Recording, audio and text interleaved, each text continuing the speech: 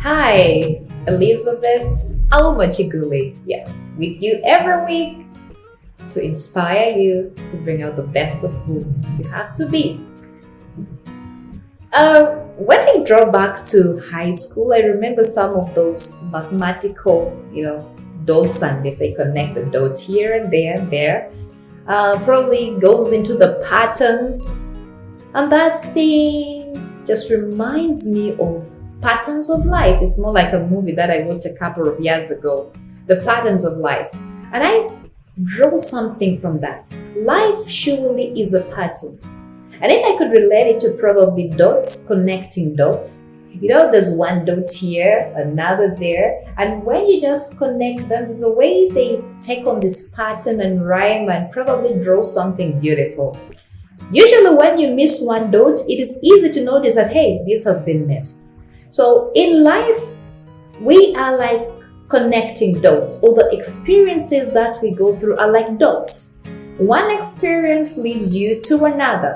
When you have a mishap in one experience, chances of performing better the next slim, depending on the circumstances. But you realize that if you have one dot today and you work the very best of yourself into it, it's more like an opening or connection to the very next dot.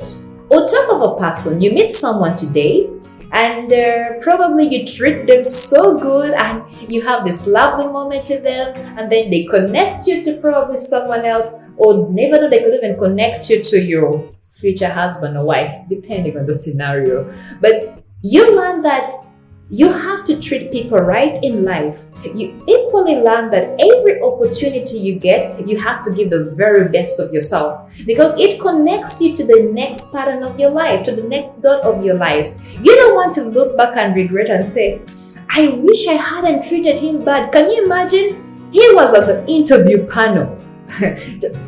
Just picture this scenario. Okay, that really draws me into this. You are walking into this interview room and you meet someone right by the door and you treat them in some way that is not really good at all. And then the next person you see right in front of you asking you the first question. You're like, oh, I wish I hadn't said what I said right at the door. Do you realize that you failed to connect your dots? You had one dot at the beginning, you met someone at the door.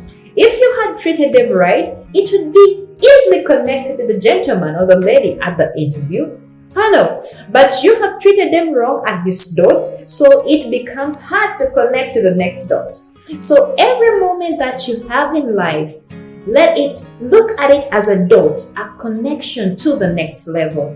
Every person that you meet, no matter who they are, just imagine that they are this dot. So depending on the way you treat them, it will depend on how your next dot will work around, whether in your favor or out of your favor. I have learned that in life, that no matter whom I meet, I don't care how they look, how they're dressed, I want to treat them in a way that I love them to treat me.